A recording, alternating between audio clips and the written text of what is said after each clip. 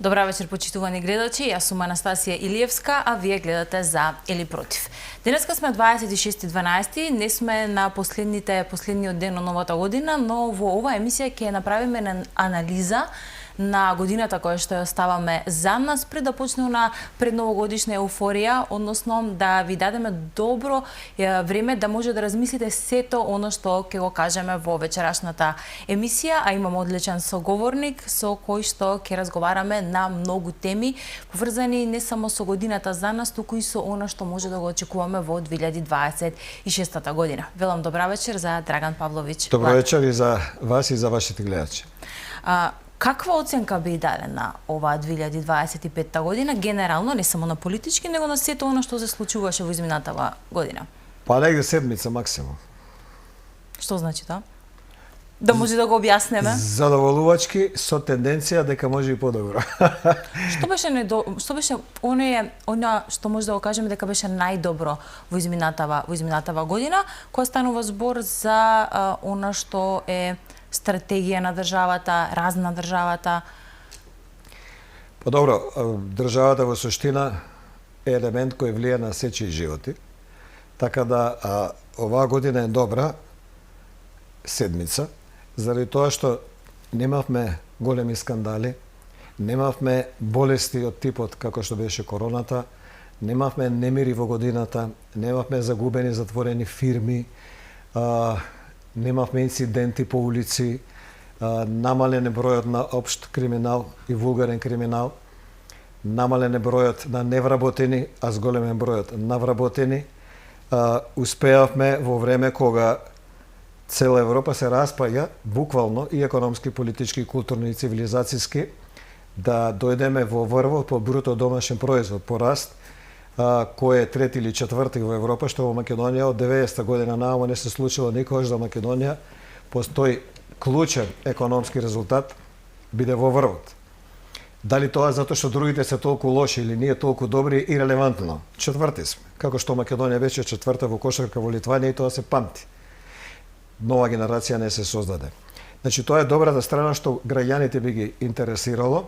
Имавме и локални избори на кои добивме резултат дека над 50% од граѓаните гласале за владеачката коалиција. Тоа во Европа никој го нема до сега добиено, да владеачката коалиција освои 60% скоро гласови. Тоа е добро заради стабилноста внатре, помалце кавги, по слави, по нови години, по рогендени и така дале. Бар сме повеќето на чисто. Што со себе, што со државата. Тоа е стабилна ситуација и тоа е што Македонија го очекуваше и го доби. Тоа е. Она што од седмицата до десетката фали... Да, тоа ги беше следното прашање, зошто немаме десетка во вашето оценување? Па немаме десетка затоа што државата е составена од повеќе елементи, не е само од влада.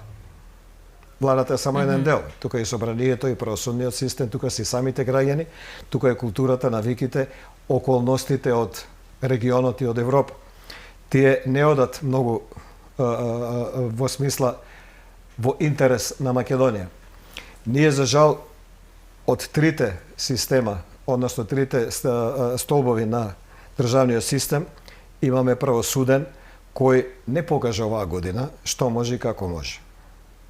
Моравме цела година да чекаме на оставката на државниот јавен обвинител, која беше евидентна, која беше очекувана од јавноста, не од владата, уште во јануари на почетокот на оваа година, но не се случи. Имаме трагедија во Кочани, која секако спаѓа во лошите настани помеѓу 7 и 10, каде што има учество на државни органи и институции во причините за таа несреќа која се случи. Има во најголемиот дел. Не говорам која влада, не говорам чива и влада, чив инспектор, чив градоначалник, но евидентно дека имало долго време пропусти во системот. Тоа на Македонија не сме да и се случи. Ни помала, камоли ваква трагедија со 66-67 жртви и извесен број повредени, кој потешко, кој полесно. Значи тука закажа система, закажа во правосудниот систем, закажа системот во следење на она што се случи Кочани. Пак говорам не на оваа година, не на минатата, говорам за десетина години наназад, зашто таму има уплетено многу луѓе кои биле на власт и претходно и предпретходно и некои министри пред 6-8 години. Тоа се работите кои можеме да ги направиме подобро. Можеме подобро да направиме во областа на финансиите, значи да имаме држава која има помалку корупција, а држава која има помалку корупција и подобро образование е попривлечна за странските инвеститори, кои на Македонија во суштина и носат и бруто домашен производ, најголеми извозници се тие, кои на Македонија и носат работни места. Треба да се направи нешто со приватното високо образование, да се прилагоди на потребите на стопанството. Све е тоа добро да имаме вакви експериментални и не знам какви други предмети, школи и смерови, но општеството бара други струки. И во средното, и во високото образование мора некако да се натера дали тоа пазарно, дали ќе има стимулации да имаме повеќе инженери, да имаме повеќе луѓе врзани на непосредно производство, повеќе луѓе врзани на конкретни занаети, бидејќи Македонија нема работна сила. Ние не можеме да ја почнеме пругата зашто нема работници. Ние утре би ја почнеме. Пари има, проект има, од странството и доаѓаат инженери кои тоа го знаат вака. Нема луѓе. Ајде да почнеме со странските инвестиции, бидејќи оно што и денеска и претходната недела и сега беше денеска потврдено од премиерот Мицкоски, е дека има веќе 3 странски компании кои што најави инвестиции и се преговара со други 10. До сега бевме атрактивни горе-доле за автомобилската индустрија. Премиерот вели дека не станува за збор за фирми кои што седел од автомобилската индустрија, туку повеќе во делот на индустрија на високи технологии и фармација. Колку е тоа добро што се менува и обликот, односно форматот на фирмите кои што, односно странските компании кои што инвестираат, и од друга страна како ќе одговориме не само со работна сила, туку и со умствена сила за да може да буквално да ги поддржат овие странски инвестиции кои што доаѓаат. Работната умствената сила е работна сила. Зборувам дека до сега ако во автомобилската индустрија имавме повеќе работници кои што работеа во фабриките, нели поголем број на вработени беа во тој дел. Знаете како кога ќе дојде еден двајца кои ќе дојат, дека тие се во иста бранша, искуствата се шират на своите колеги, седнува третиот, наоѓа интерес, па доаѓа четврти и пети. Јас говорам дека нашето образование мора да се прилагоди на потребите на стопанството. Значи нас не ни требаат фиктивни дипломи. Нас не ни треба бескрајен број правници. Не ни треба бескрајен број историчани на уметност. И така дале. Нас ни треба тоа што бараат економистите, што бараат бизнисмените, поточно. Вие, да ви кажам како изгледа процес, вие може све да даете на странскиот инвеститор, да му даете и помали даноци, да му даете и грейс периоди 2-3 години ќе плаќаш, ние ќе ти плаќаме при донеси и вработи ги луѓето. И сите тие стимулации да му ги даете. Нема луѓе. Нема луѓе. Нема кој да работи. Ние нема инженери. Спремни сме или не сме спремни за овие инвестиции? Ние сме спремни како држава. Треба да се намали корупција. Број 1, тоа е задача пред сена собрание и нека не бегаат пратениците. Еве јас се обраќам до 120 пратеници. Не бегајте од својата одговорност. Вие сте првата власт по редослед меѓу однаквите во Македонија. Вие носите закони, вие менувате закони. Вие менувате дел од судски совет, вие менувате дел од суди преку судски совет и така дале, да не шириме. Вие имате директно влијание во се. Вие може да смените председател на држава ако се создадат условите. Вие сте прво одговорни, не е премиерот. А вие бегате. Вие бегате. Чекавте владата да направи иницијатива за промена во правосудниот систем во обвинителството. А што чекавте? Што чекавте? Имавте двајца од висше обвинителство, председател, односно шеф на висшето обвинителство и негов соработник во висшето, кои ви излегуваат година дена со докази за корупција на државниот јавен обвинител. Пратениците молчаа. Можеа да го сменат и без влада, да се соберат меѓу себе, да го изнесат на неверет и да го донесат и да го сменат. Не мора да ја од владата иницијативата. Може било што да сменат во закон, ако немаат можност со овој закон, имаат со амандмани. Но молча, нашите се забавуваа едната страна со Апасиев, со неговите скандали ке те тепа мајката ваква шајка, ти реков ми рече, друга страна веројатно им е убаво, па дел од нив не гледаат причина сега нешто у јавност да се закача, да се замерат, и ние така ја поминавме со пратениците оваа година, што би се рекле за шеска, колку да ја биде. Владава работи по друг терк, по друга динамика, и многу побрзо и многу поефектно од сопственото собрание. Нема кој да ја следи. Не е приказката, одговор на приказката, па премиерот е главен на ВМРО кој доминира во парламентот. Па зашто сте вие избрани тогаш? Ако вие не го притискате премиерот вас поправите брейнсторминг и на крај излегува решение. Зошто сте таму 50 души? Зошто сте вие 6 или 5 знам? Зошто се 10-15 од влен?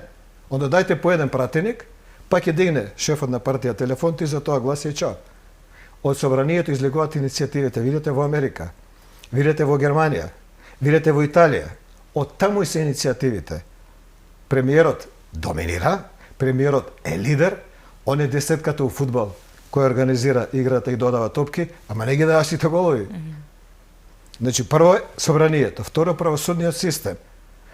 Судиите, обвинителите себе се доведоа у ситуација да на последните анкети 50 и нешто проценти има доверба МВР, кој е еден од трите инструменти на следење и принуда.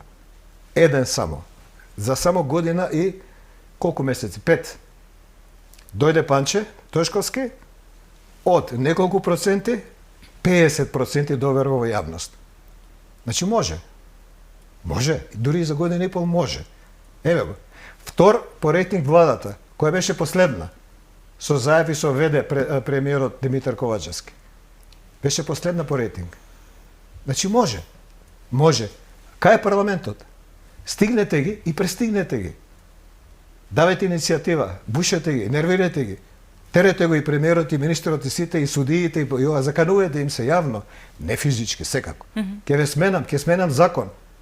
Секојаш може да сменам закон, секој закон може да го смени собрание и утрената да донесе тоа што има на ум. Според вас пратеници не го искористуваат доволно својот мандат за... Не ја следат владата и не ги следат потребите на општеството. Сите 120. Сите 120 збора. Некјум и не може да биде најинтересна вест дали опцил некога па сие. Тој е човек залутен у политика, он е клован, шоумен. Таков Зеленски ја однесе Украина во војна. Таков као него. Дојден по кеш и дојден по тоа да биде главен вечер на вести, да го има на камера. Еве го сега. Целата негова држава е главна на вести, за жал. Ко би дошол кај нас, а Пасиев на власт, тоа би не се случило. Значи, владата висока оценка, затоа што јавноста така кажала, МВР висока оценка, правосудство е таму кај што си е, уште немаме промени, имаме ВД државна обвинителка, за која треба да видиме како ќе постапи. Прво што мора да направи, прво што мора да направи, трет пат еве ќе ја кажем, прво што мора да направи, е да се активира истрагата за обвинителите од СЈО. Никој нема да ви верува дека вие тоа не го правите намерно за пари или за некои меѓусебни зимања давања. Никој. Знаете дека стои документ. Од висше обвинителство оценет, вратен назад, дека има основ за истрага. Напред е истрагата. Не ви се мешаме ние као јавност како ќе заврши истрагата. Така како што ќе покажат фактите. Но дајте истрага. Официјално отворена истрага. После, мислам дека 3 обвинители од СЈО се уште водат предмети на СЈО, иако не се обвинители од Скопје, а предметите се скопски. Едната е од Гостивар, едниот е од Куманово, а едната не знам ни дали е обвинител. Третата, со специјално, полномошно, тие да бидат обвинители на случаите од СЈО се уште во Скопје да доаѓаат. Зошто? Немате доверба во скопските? Зошто? Тие исто треба да се тргнат специјалните полномошни. Треба се даде предметот на скопски обвинители. Да се сработат работата. Од Скопје се. Ги понижуваат, ги подценуваат. Сето тоа треба да се среди, за да државата тргне нагоре од 7, за да ја стигне владата, за да го стигне МВР и сето друго. Значи, јас тврдам, ние имаме меѓу најдобрите здравства во овој регион. И приватно, делумно и јавно. Јавното му фалат опреми, му фалат услови. За да ги стигне овие две. Имаме потенцијал за добар наставнички кадар, може би не научен, кој исто е стајана страна. Нема доволно во него авторитет, не се поддржуваат, не се наградуваат, треба да имаат поголеми плати. Сето тоа. А образование и здравство се главни во државата. На нив почива се. Ние имаме објавено на Вечер МК 2003 извештајот, 23 извинете извештајот, каде што децидно Светска банка кажува. Извештај за сите држави во светот правен. 2 години се истражува. 65% од потенцијалот на македонските деца кој не може да се оствари заради лошо здравство и лошо образование.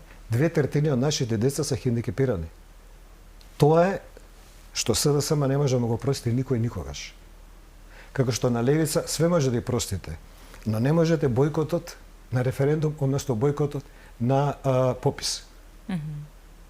Ние се убивме да докажеме колку македонци сме, тие се убија да докажат дека не нема. Не излегувате на попис. И ние сме 100 и кусур илјади македонци помалку. Без војна. Нема 100 и кусур илјади македонци зашто ја слушнале левица. Са имало многу албанци во јавниот сектор. Пријателју, повеќе ќе ги има. На инот попис пак не излегувате. Па процентално ќе дојдат они на твоја работно место. Тоа го направи левица. Тоа е во државата што се случува, кај што владата нема влијание. Али собрание има. Кога станува збор, бејќи го спомнавте собранието и му дадовте свој гледање како треба да постапува за да може да се искористи апсолутно. Не треба да врие таму. Значи таму не мислам физички да врие, треба да врие. Таму треба фрчат идеи, да не можем јас на мојата топ страна од 9 вести Македонија на Вечер МК, не можам да на една вест што ќе ги побие овие од собрание, што ќе ги тргне само они да бидат од 9-те. Значи да ме натера да биде главна вест на денот. Некој пратеник, некоја пратеничка група, некоја идеја, не само да се жалат. Чув ја ова, чув ја она, Заев прави ова. Па дај му на Заев, имаш у собрание ингеренции да правиш комисија. Не мора да прави обвинителство. Имаш ингеренции да менја закон. Имаш ингеренции се. Гони го. Не ми кажува што правил, гони го. Имаш. Премиерот нема. Нема обвинителство, нема судство. Може само да каже. Нема ни една алатка. Полиција не може да направи ништо ако како се го обвинителот не и побари, не и дозволи или не и даде дозвола за претрес, за влез у документи устав. Ништо не може да направи. Све е кај обвинител и судија. Ама собранието може. Но има одредени, ако направиме анализа на законите, како не оценуваат понос на законодавството, ќе каже дека на лист хартија имаме добро законодавство, меѓутоа оно што значи спроведување на законите малку потешко не оди, тука се содруваме и со процесот на корупција и со она кој што е едно од стратешките определби на владата, тоа е да се избори со корупцијата, која што е буквално не може владата да се избори со корупција сама. Точно, треба да не може. Не може ли 10% да ја намали сама? 100 и кусор имаат кривични пријави поднесено. 100 и кусор за година дена. 100 и кусор влада, авторитет. Не јас, не вие. Влада поднесува кривична пријава. Или односно институција влада. Не е во фаза на работа и решање. Зашто да биде? Па како може да лежат 3-4 години кривичните пријави за специјалните јавни обвинители, милиони кусор поделени сами, 4 милиона целата институција. 4 милиона. Денеска лежат луѓе по затвори, нас не гонат, новинари, измислуваат како си ка приказни, а тие имаат 4 милиона евра од джеп. Обвинителка од СЈО, чија кривична пријава стои УФИОКа за неа, мене ми излегува на суд да ме обвинува. Дали етички, дали е правно? Не. Ама некој собрание дозволил. Некој дозволил, во собрание е. Тие може да сменат се. Може границите на државата да ги сменат. Но мора тие од нив со промена на законите да тргнат во присила законска на целиот правосуден систем да се менува од внатре. Не тие да го менуваат, од внатре да се менува. Ние имаме примери од сведочењето кој беше за корупцијата на Катица Јанева, имаме примери на адвокат и негова сестра судика. Децидно кажане таму. Имаше за нив истрага? Не. Па како утврдите дека не се виновни? Упред истрага. Што утврдите упред истрага? Ништо. Ја ќе кажам еден случај кој вака се ќути во јавност. Дали Боки 13 е осуден за рекет? Осуден е. Така, сите го знаеме тоа. Рекет од 1,5 милиони евра, земено од некој човек. Така. Кај се парите? Не знаеме. Но знаеме дека секај Боки дадени. Така кажа судот. Па зашто тој човек не ги бара парите назад? Ако е рекет. Ако не ги бара парите назад и не ги добие, не е рекет. Тоа заедно го правеле. Тоа е македонското правосудство. Сите затвараат очи. Зошто? Зашто има негде зимање, давање. 2 обвинителя се охрабри и излегоа, двата обвинителя дрема дома, суспендирани, со кривични пријави од тој што им е шеф, затоа што ги терал да кривичните пријави против СЈО ги стават во фиок и ги одбијат, они не сакаат да го спроведат, они им даа кривична пријава. И ние ќутиме. Сум зборувала тука и со пранешни јавни обвинители и сме ги адресирали истиве прашања. За тоа дали има бројност или нема бројност, дали има доволен број во самиот судско обвинителен систем, Фалат луѓе. Фалат. Факат. И суди. Но, да речеме дека има одреден број на вработени обвинители, суди и останато, кои што може да бидат подлежни на одредени коруптивни моменти, но останатиот број, како што ги напоминавте двајцата јавни обвинители, значи има луѓе кои што може добро да си ја завршат работата. Има повеќето луѓе, особено генерација која има до 50 години. Значи Зошто да не може тие луѓе да се изборат Јас на предрасудите, ќе ви кажам, на предрасудите своји добив ослободителна пресуда за дивоградби, ми ја укина апелација, врати на повторно судење со налог да се смени судиката без образложение. Што е исклучок, без образложение. Истата вечер, пред да се реши ова сабајлето, излезе тогашниот државен јавен обвинител Јоевски и бараше смена на судиката. Така. И што се случува? Судиката се смени без образложение, и јас се добив Олја Ристова за судик. На двата предмета, и на даночно, и на градење. Истата судика ми ја доделја на двата предмета. Отварам јас интернет, кој е Олја Ристова, ја не знам, не е судија, не знам активен, знам како се вика бивши. Олја Ристова 3 пати во времето на власта на ВМРО, 2 пати, односно на 3 нивоа, суспендирана. Била кривичар, ја ставиле во граѓански, ја спуштиле. Од граѓански ја спуштиле на прекршоци. 2 книги и финансирала фондација Сорос. За профил лата со другата страна, смртен случај, смртна пресуда ако има у Македонија. Готово, дигнав ја раце. Дигнав раце. Готово е, све е спекуено, треба само да ми се потпише Олја Ристова да лежам. Олја Ристова ми донесе ослободителна пресуда. Тоа се судиите што треба ги пазите, не зашто мене ми донела, зашто ги поби сите предрасуди. Се што очекувавте вие по македонската општествена и политичка логика, одека беше побиен. Добро, ако се суди по докази, по она... Еве го, мојот случај, ја можам да зборам тука зашто го познавам во секоја запирка од почеток до крај. Знам како страв сум доживеал, сум веќе спремил судбината дека е готова решена, кај Сорос иткаваме Турија, двата предмета ми ги води, јас сум во двата мртов. Ослободи. Ја напаѓа зашто ме ослободува. Тука треба да ги бараме решенијата. Во судот има луѓе, барем 2/3, барем 2 повеќе. Барем 2/3 кои се спремни да судат нормално. Еве ја да ги прашам судиите, без имиња. Без имиња. Имате разни судии. Гледате кој кај живее, куќа, кола, стан. Знаете што работи она или он, знаете што работи мужот или жената. Не сте од вчера судии сте. Па еве бидејќи во Facebook сте група цела. Имате судики кои на Бали у плави фустани објавуваат слики, у венци они од цвеќе како се љулјаат. Тоа кошта 10-15 евра. Фамилија. И сега, таа иста како судикава, за која спомнавме, иста ли се? Ова не знае од кај се парите на ова, не знае како се иде на Бали. Значи, ја слики сум ги видел и ги имам. Ги гледаат и они, бидејќи се во иста група. Гледаат како живеат другите судии. И знаат кај се парите и зошто се парите. Тргнете ги, ако сакате да имате и интелектуална гордост, и поштовање од општеството, и ние да го тераме премиерот да ви изголеми платите. Не вие да барате, ние да го тераме. Заслужите го тоа што Панчо Тошковски го заслужи. Од 4-5 на 50 рейтинг за година и пол дена. Да. Има ли шанси? Не сакам повеќе да зборуваме, сакам да позборуваме, сакам да останем уште малце на судството, бидејќи го спомнавме Кочани, тоа е една од најголемите трагедии. Најголема цивилна трагедија во Македонија. Нема ништо поголемо, ни се случили други трагедии, видовме како завршиле судењата, за жал дел се влечеа и така натаму, меѓутоа Кочани за жал е резултат на систем кој што не функционира на повеќе. Управо така почнавме емисија, да, но систем, затоа не влада, не власт. Систем кој што не функционирал долго време. Да. И во самиот судски процес сега во обвинението имаме два паралелни случувања. Едното што значи години што се случувало за да се случи вечерта кога изгоре за жал Пулс, и го имаме самиот ден.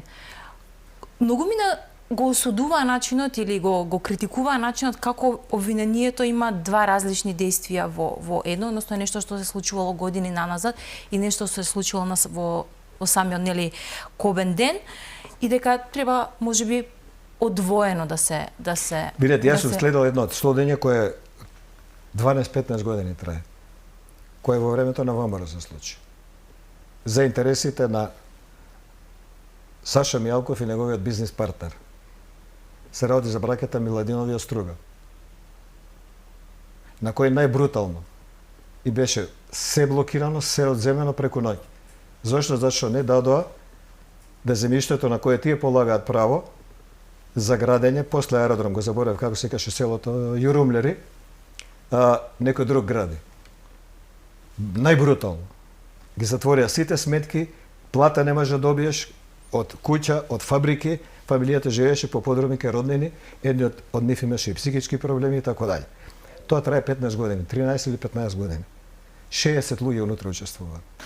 Добро, но прашањето за ова ми е... Ако сега го земете Кочани, кај што учествуваат многу луѓе, Кочани е производ на државниот јавен обвинител, кој јавно на телевизија во два наврата бар ја два гледа, може и повеќе, се пофали дека тој го води случајот. До вчерашниот обвинител, Гостивар, он се пофали дека он го води случајот. Случајот го водат обвинители локални, од Кочани и околина. Значи не може двајца да водат истрага. Тоа е првата негова грешка.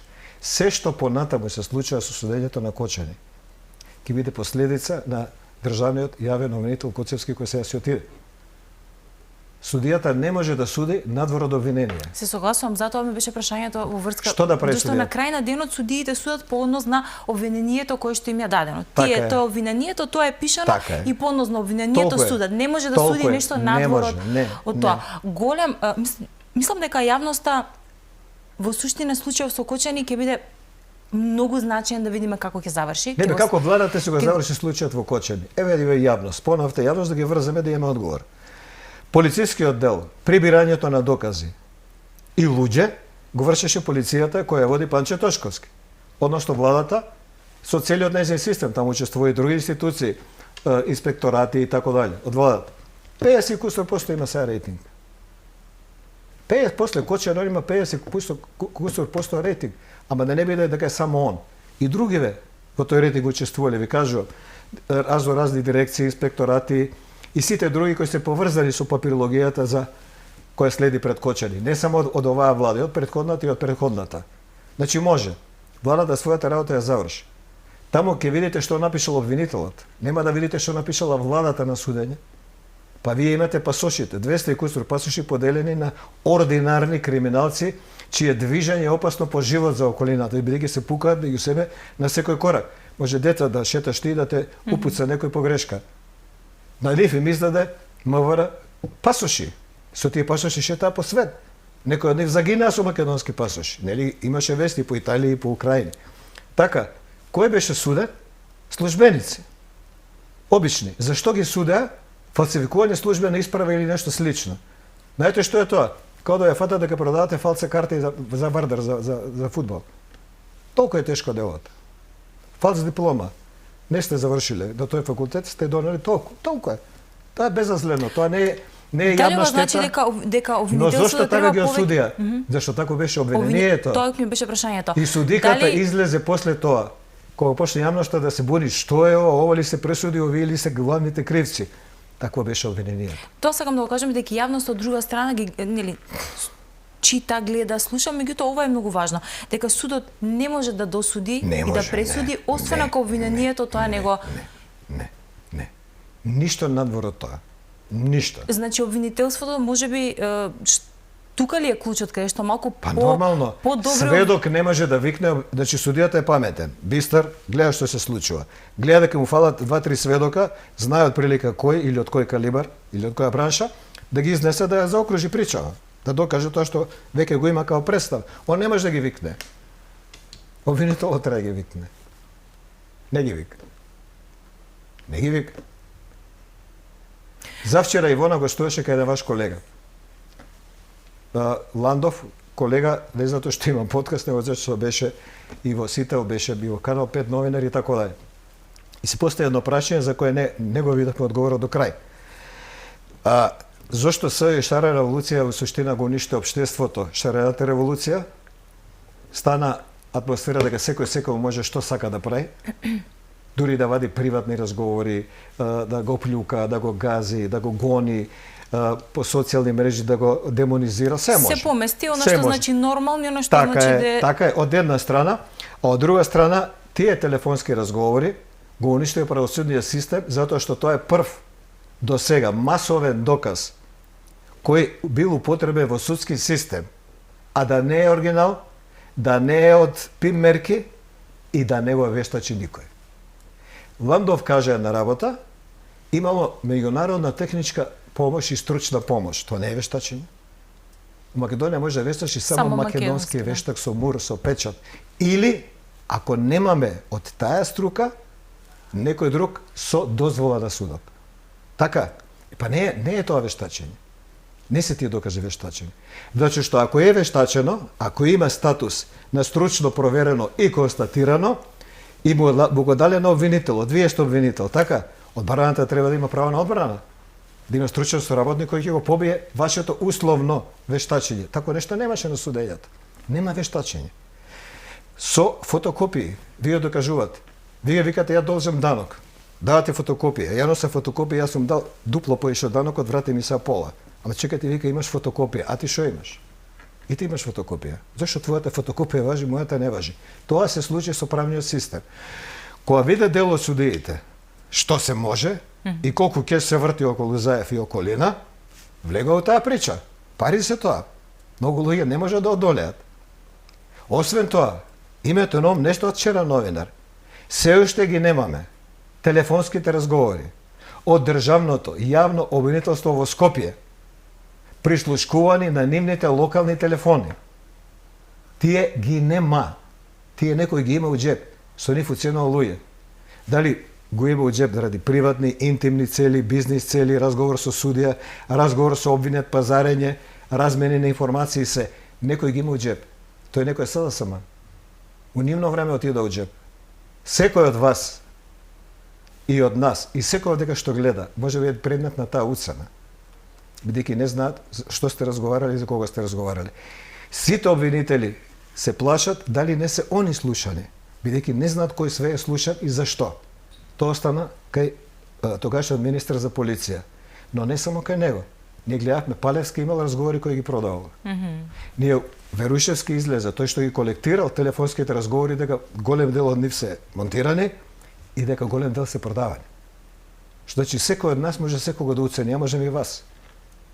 Од кај знаете дека ја го сум мавра, неам со вашата мајка додека се карате, детево не ми го чуваш, ваква си, таква си, без збора за вас. Као пример, па јас ви враќам, па вие на мене, па ја и така дали. Сето тоа компрометира човек. Сето тоа го тера на компромиси и на пазарење утре. Тоа уште не го видовме. Ние имаме 65 милиона евра фалат у банката на Трифун Костовски. 65 милиона евра крупна пара за Македонија. Ние уште не знаеме кај се тие пари. Никој не одговараше. Тие пари се поделени на бандата на Заев. Кажува Трифун Костовски со имења, презимења фирми. Зимаш 5 милиона евра, како се вика, без гаранција. После година не наставаш фирмата, уште че неам пари. И па сега тоа се приватни пари, не се, како бе приватни? Па државата обештетуваше до 20.000 евра граѓани. Тие се државни пари. Кај се тие уапс? Што ги земале парите? Има основ за апсење. Има основ за измама, противправна корист, како се ика зимање. Има основи. Тоа е обвинителство, тоа не е влада. И кога ќе чуем автобус, кога ќе чуем на Пазарче, абе што не го апси више овој Мицко, како се вика Заев? Абе нема Мицковски никого да апси. Нема е тоа работа. За Мицковски жалете се плати пензии, жалете се што ја знам, за нешто друго. Зашто инвеститоров не дошол, зашто овој отишол, тоа е негова работа. Здравството да би има подобри услови, да не се чека на ред, да не ги отпуштаат болни во јавно здравство, после трет ден уште у кома е, од операција он му вика носи го дома. Тоа е работа на Мицковски. Но судство не е, криминалот на Заев не е. на обвинителство и на собранието, пак се враќаме назад. Ако не ве слуша правосудниот систем, сменете му ги законите. Пред да направиме пауза за реклами, оценка за судството ваше, за обвинителството? Ма нема тука оценка, тоа на поправне иде у септември, нек се јави. Нема оценка. Ќе направиме тука една пауза за реклами и се враќаме назад повторно во студиото.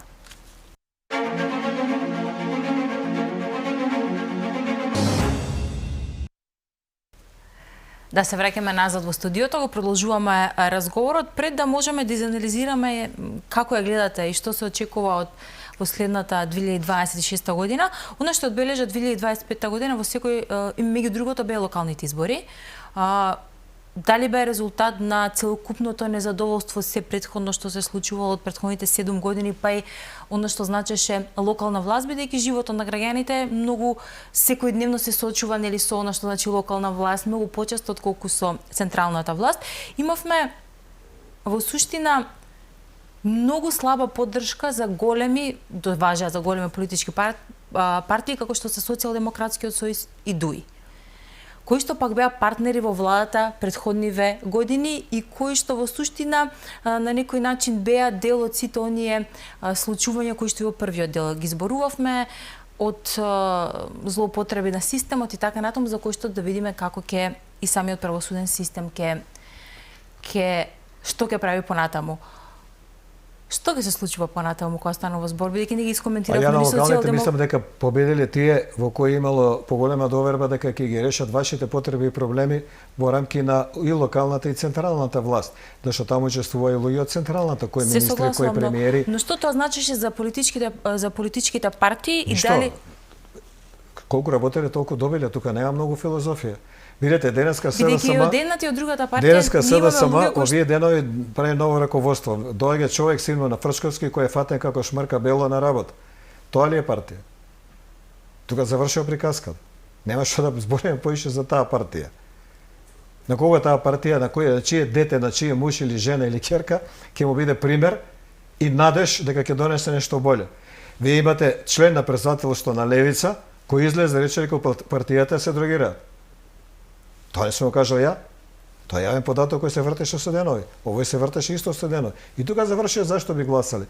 За ДУИ не ги знам толку односите, бидејќи не разбирам албански, не следам редовно како што треба албански медиуми и така дале, но јасно е дека таму криминалот пресуди. Тие што го водеа ДУИ, возат бевиња, мерцедеси, милиони вртат, што по странски, што по домашни банки, фирми и така дале. Луѓето ведоа дека тоа више не се истите луѓе кои биле порано, не се дел од нив. Тоа е некоја каста отпишана и препишана со своите пари во туги банки, која не припаѓа на албанците во Македонија. Различни сме и немаме што дали да делиме заедничко. Тоа е причината. Нема тука многу филозофија зашто заради ова, заради она, заради лево десно. Ни приказките за Европска унија не веќе не поминуваат на СДСМ, кој дава покани, бидејќи тие никад не победиле на избори, освен Љупчо Георгиевски кој се откажи и кој со Бранко 2002 се договорија. Друга нема. Тие сега даваат до Брисел покана, вратете на нас пак без победа на избори да дојдеме на власт, ние ќе ги внесеме бугарите устав, ние ќе направиме се што барат. Ама Европа е сега улудела, Европа е у распад. Значи оваа Европа што ние знаеме до пред 5 години не постои веќе и никад нема да постои. Моментот кога пред 2 години Борел, човекот кој води надворешна политика на Европска унија, кажа: Европската унија е уредена градина, рајска малтене. Уредена градина, а се надвор од Европската унија е џунгла и ние треба да ја чуваме градината од џунглата. Јас сум џунгла, вие сте џунгла, сите се џунгла, освен Борел и неговите во Европската унија. Тоа е изјава полна со шовинизам и национализам. Да вие кажете, во Македонија ние сме луѓе, сите околу нас се џунгли и животиња. Па ви навредиле секој сосед околу себе. Тоа кажа човек кој води надворешна политика на Европската унија. И тука завршува политиката на Европската унија. Наскоро ќе заврши и културно-цивилизацијскиот процес заради мигрантите, заради внатрешните несогласувања, заради сиромаштијата која следи, заради све. Кај тоа ние ќе влеземе? Ние не треба да влеземе у Европската унија ваква, ние треба да влеземе во Европска унија онаква, каква што кога дадовме кандидатура беше со свој стандарди, со свој културни обележја, со свој цивилизацијски достигања, што ние треба да ги стигнеме, тие се бетер од нас. Така да ни СДСМ, ни нивната приказна на Европска унија, ве молам, ние ќе завршиме све, стајте не па на власт, не поминува. Таа прича е завршена. Во идната година и во идната година, секој граѓанин од оваа влада и за таа влада за која наредниот пат ќе гласа, треба да решава нешто што е директно со него поврзано. Не приказки религиски за Европска унија, кој треба да ја сватиш као религија, не смеш да прашуваш ништо, само си должен да спроведуваш. Не. Каков ми е водовод од локалните, каква ми е пензијата, плата, има ли нови работни места, безбедни ли ми се децата вечер кога ќе искочат у град, водовод, канализација, функционирали, има ли брза помош, коли, здравството какво ми е, дали и понатаму после 3 дена лежење у болница после операција ќе ме пуштаат дома да умрам или не, ќе прекинат ли хајкиве на државни лекари против приватните клиники, за да ги земат тендерите што биле кај нив кај себе во државните клиники за они да ги делат меѓу себе. Многу е прозирна приказната. Дајте ми уредена држава.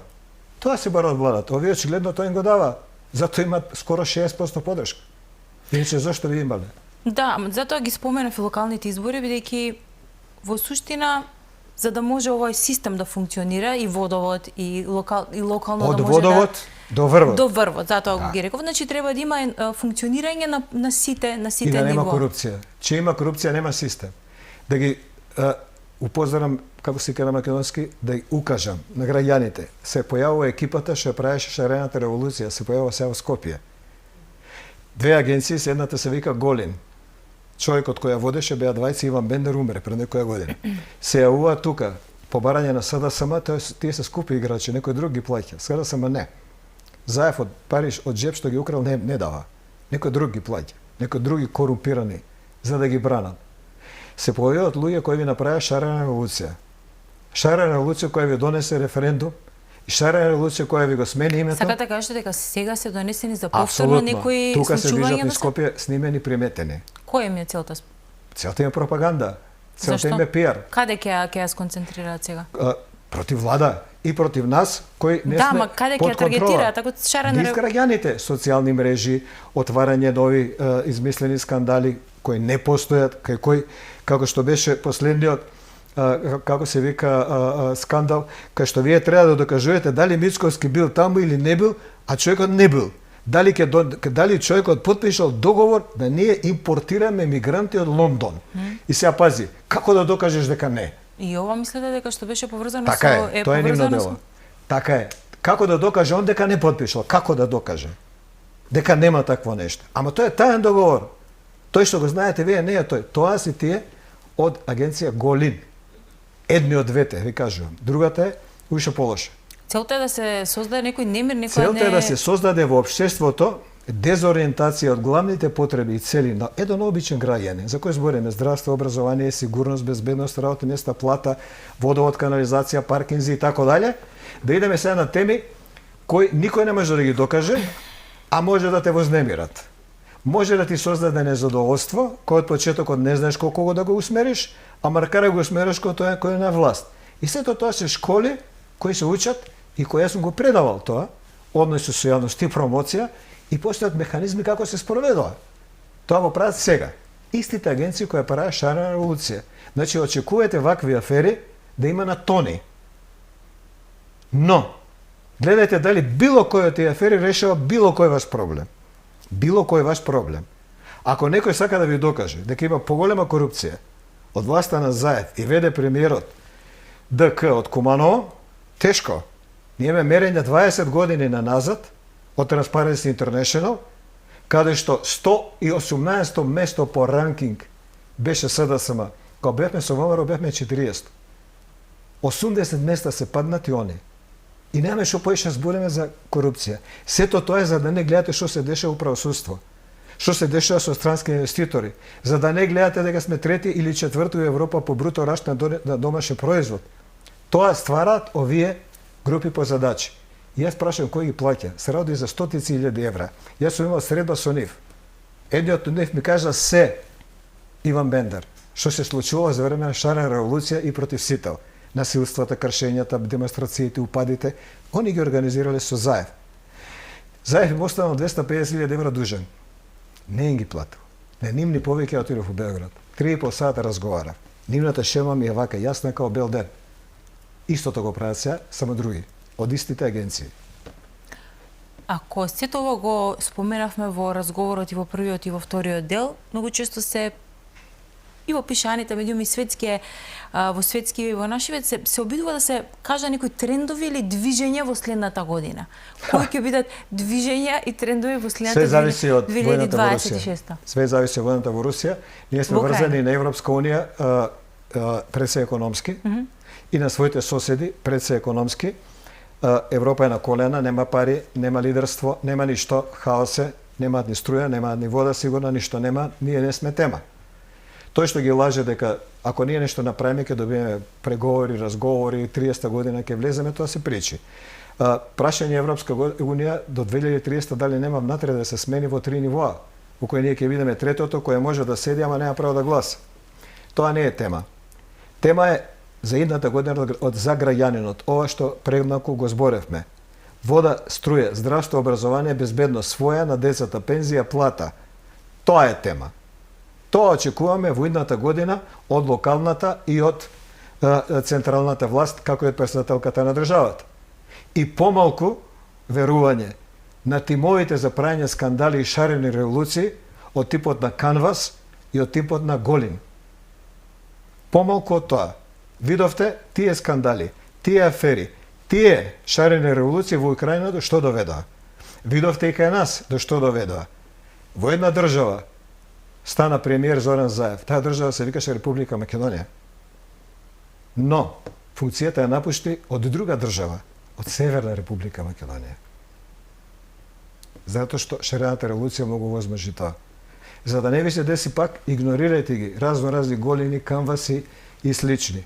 Гледајте ги своите деца, зашто сите влади ќе отидат, вашите деца ќе останат. Да има добро здравство, образование и се што следи. Тоа сакам граѓанинот да го доживее и тоа да го добие. И се надевам дека ако веќе има владата 50% и повеќе од 50 доверба, тоа да го спроведе. Не е тоа многу. Затоа и плаќаме данок. Ви благодарам многу за вечерашното гостување. И ја на вас стрекна нова година, нема да ги видам гледачи, барем не камера, ја и камера. И посакувам таква година, како што пред некоја минута кажав, и да се видиме пак во наредната година. Ако сум сгрешил во своите проценки идната година, ќе можам да видам и тие да ме опоменат, но за жал мислам дека не сум сгрешил. Благодарам уште еднаш и со мене ќе биде оваа последна емисија во оваа 2025 година, бидејќи нели следната недела веќе ја дочекуваме новата 2026-та, ќе се приклучам кон посакувањата за тоа да имаме добар, подобар живот, секојдневен убав живот. Секојдневен убав живот, се согласувам. Имајте убав остаток од вечерта, убав викенд пред вас и малку порано ќе ви честитам среќна нова година. Се гледаме во новата 2026 со мене во следното издание на За или Против. Поздрав!